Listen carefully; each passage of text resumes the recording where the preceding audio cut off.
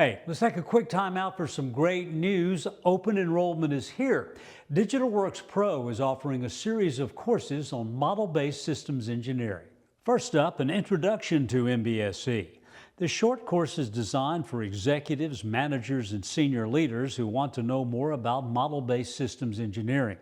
The course explains what MBSE is, why it matters, and how it can improve the scope of projects, from cost to schedule to quality. You will be more than ready to support your organization when it inevitably adopts MBSE. Again, enrollment is open right now.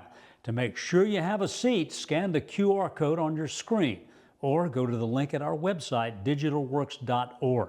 To make sure there's a spot for you, register and do it now.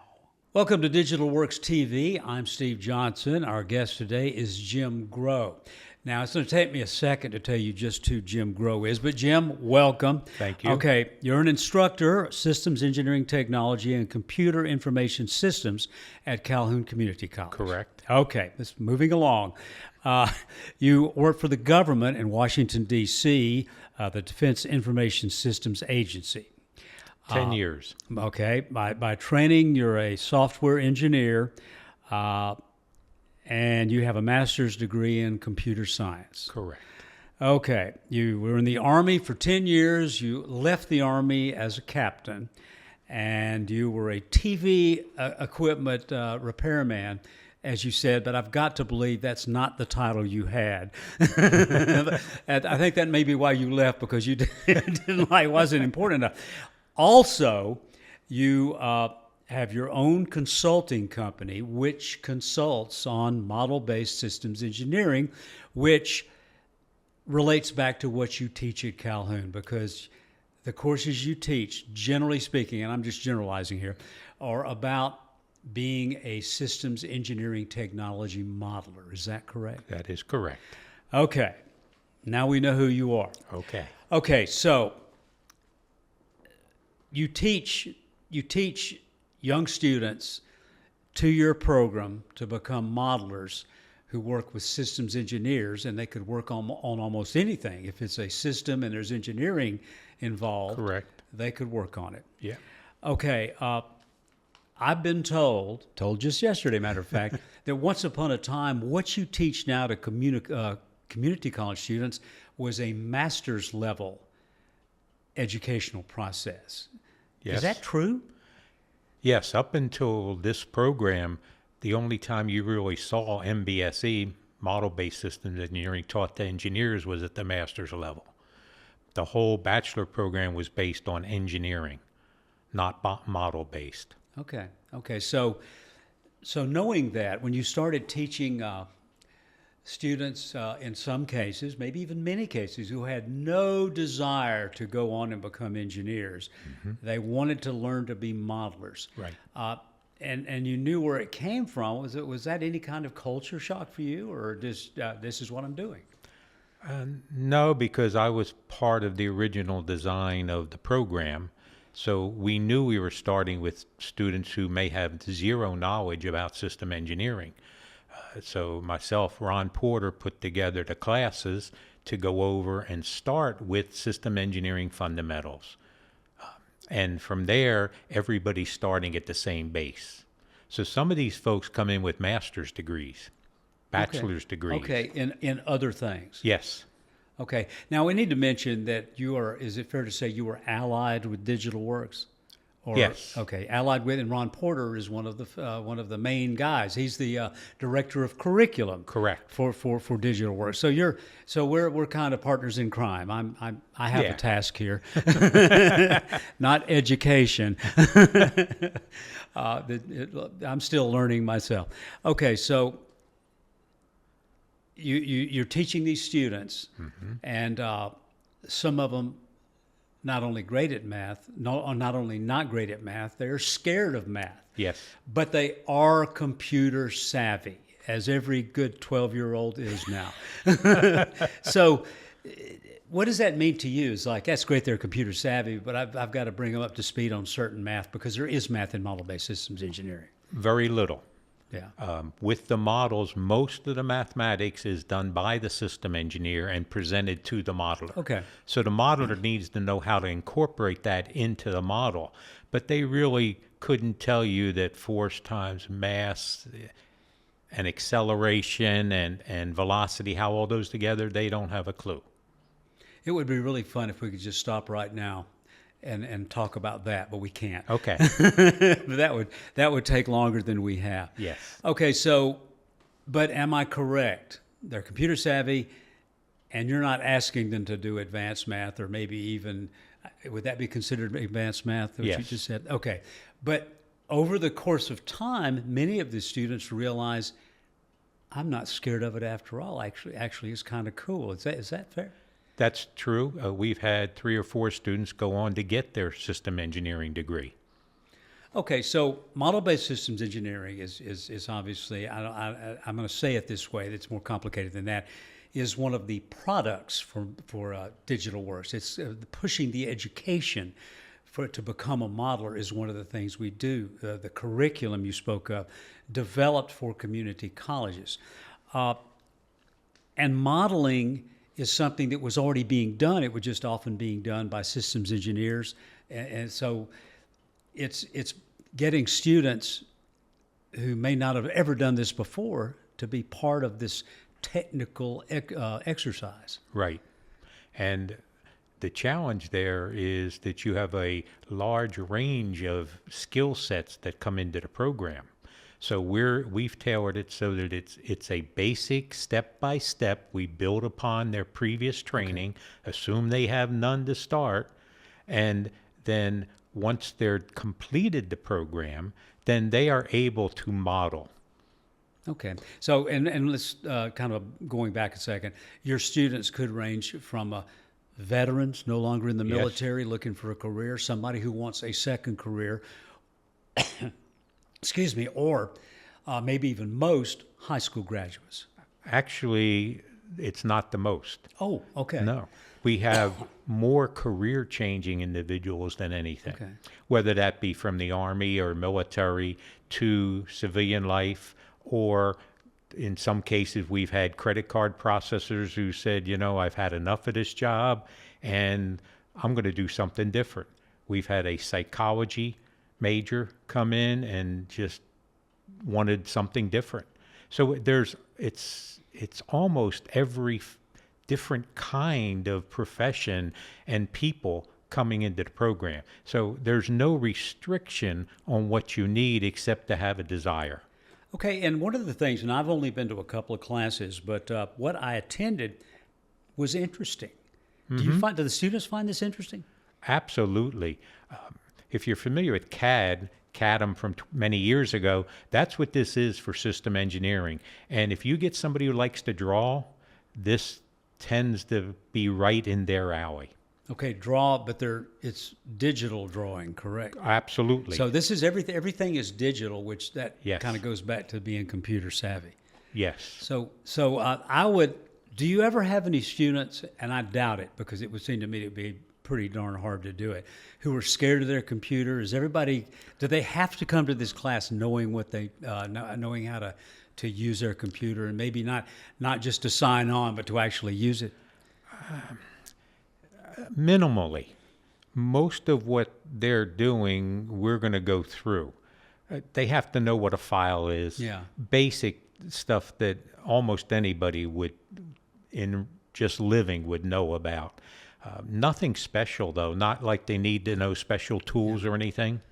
No. Okay, but over the course of the 2 years they're learning about this, Yes. they do pick up, I would expect, several skills. They better.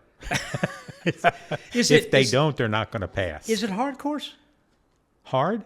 Hard. I mean, I've heard you talk once about how much time you should spend in class and how much you should spend at home. Right. Doing homework just seems to me to be such the wrong way to describe this. That working at home is maybe better than homework. You can call it whatever you want.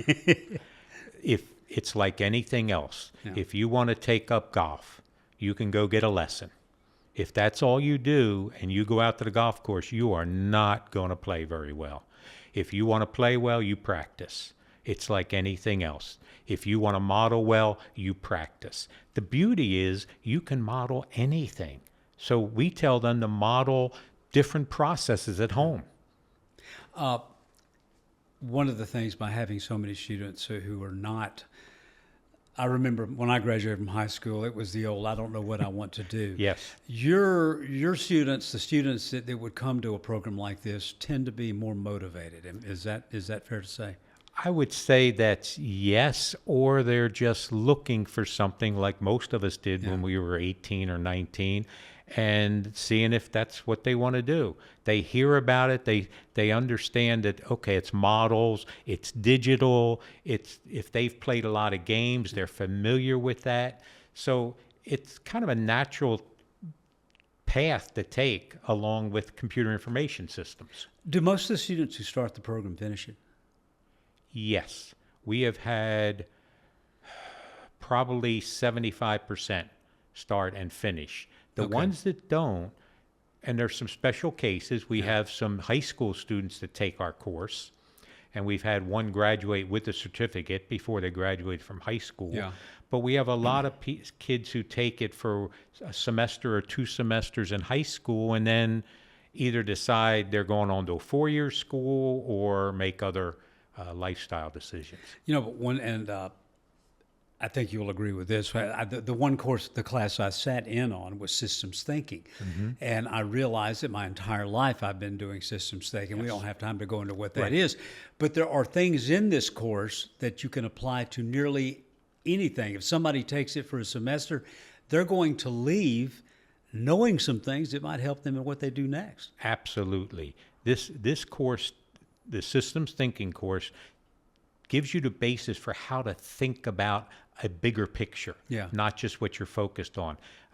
One thing we've done is that course is now a requirement for every CIS student, not just SET students, because we feel it's fundamental to be able to look at that big picture and put the pieces together.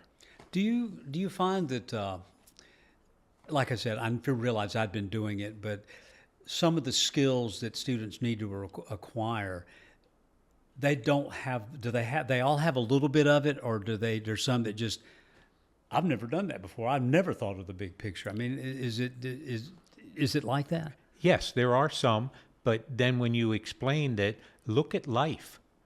You're doing it. It's just not in an educational environment, and you don't split it up like we do. You don't have different phases. You just think about it. Yeah. Well, in some cases, bad decisions are made because you didn't think about it. I would say yes in some cases. Yeah, I would go with that. Okay, so what's the? Let me just go from the student's viewpoint. What do you find is the thing that shocks the students the most when they're taking this modeling course? I think the amount of work.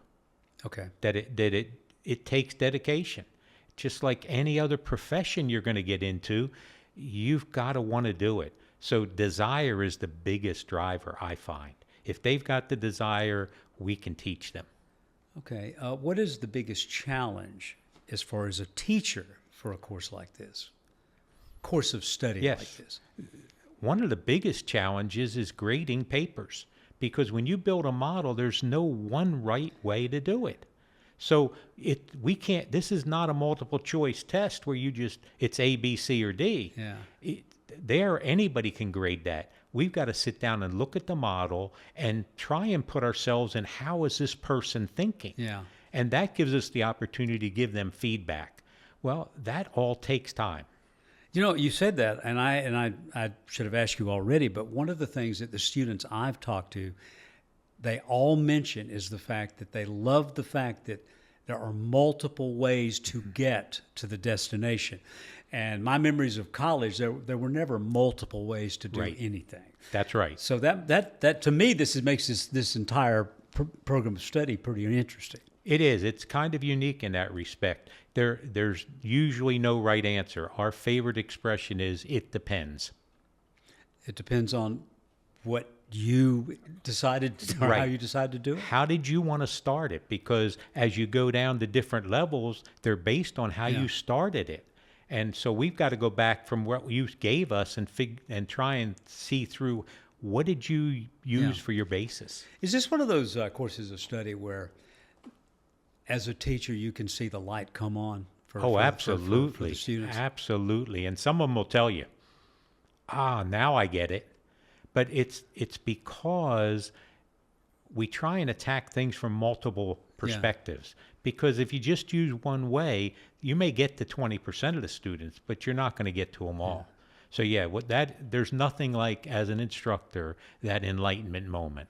Okay, you and I had a conversation a while back about soft skills.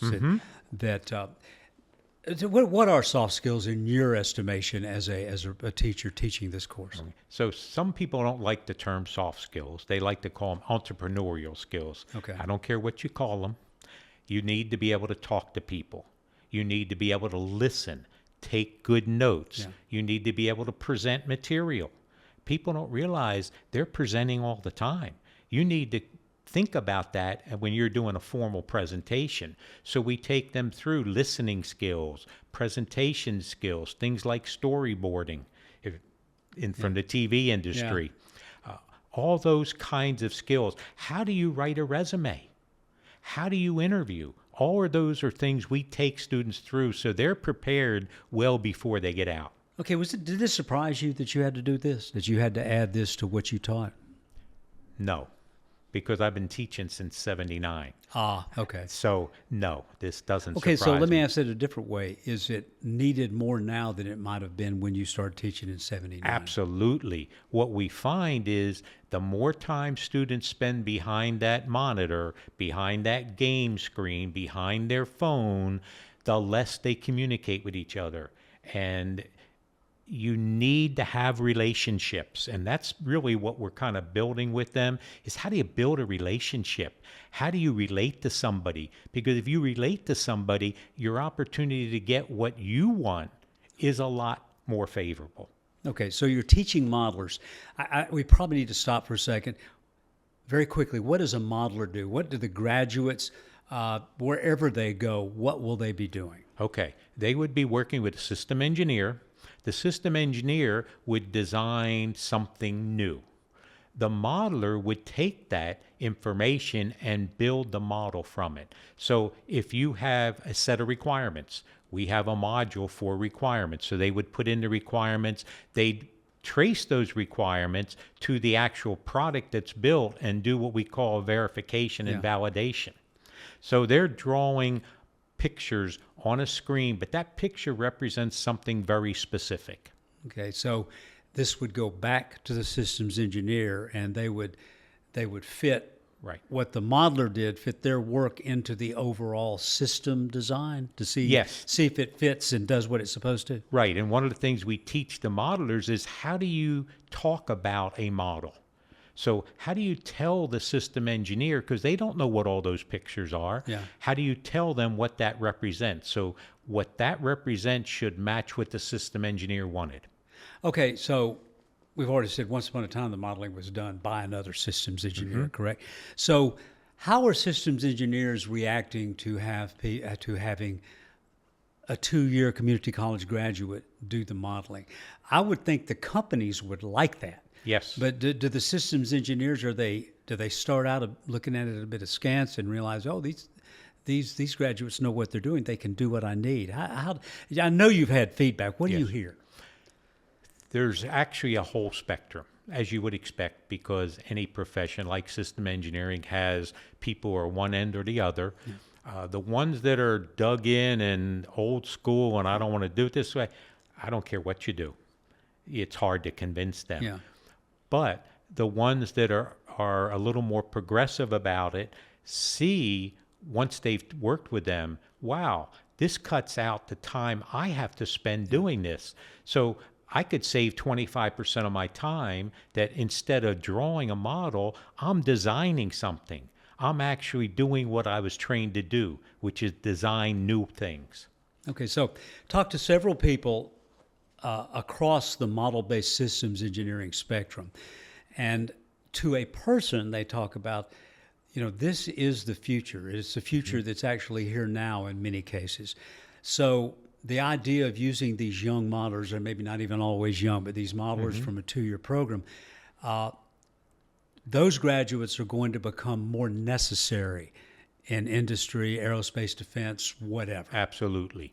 What's going to happen is this is a force multiplier. Yeah. This is something that the company can spend 1/3 the cost and get better results. And there's that, and then there's the fact that you're going to needing more. Yes. It strikes me that the number of systems engineers, the overall number of systems engineers, is going to grow pretty slowly. Mm-hmm. But you can get graduates from the 2-year program. Right. Every 2 years, you can get a new Yes. load. And actually, we start them after their first year. They do internships with companies. And most of the time when they're doing an internship, they normally get picked up by the company afterwards. Okay, and this is a pretty good job. That's one of the things that, we talk a lot about STEM careers, and this is a STEM career. Oh, absolutely. And it's a STEM career where you spend, let's just say, approximately $10,000 to get your 2-year degree, certificate, whatever, as opposed to spending tens of thousands at a 4-year school. Right. But you can get a pretty decent job in this STEM career. Yes. And actually, it might even be considered going beyond STEM to STEAM, which includes the arts. Yeah. Because there's an art to doing these models. It's not just you follow this methodology. There are several methodologies out there. Companies use different methodologies. So you've got to learn a methodology. And then there's that area where how do we improve? Because if you're always doing the same thing, you're not improving. So you need people who can think outside the box a little bit and take this modeling and say, if we do this, I can implement it this way. And you said there's always people who push back. Mm-hmm. Do you find less resistance? I won't say every week, every day, every week, every month, every year, but is the resistance going away? It's slowing down, yes, and it's I would say morely on a yearly basis. Okay.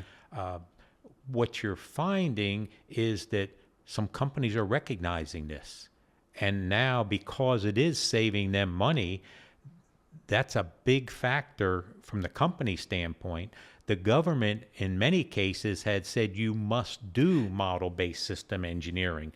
Well, do you really want to take a high-priced system engineer and have them sitting behind a computer, having to learn the modeling, because it's non-trivial, having to learn the language, having to learn the tool, by the way, keeping up with the tool, because the tool changes every 6 months or so.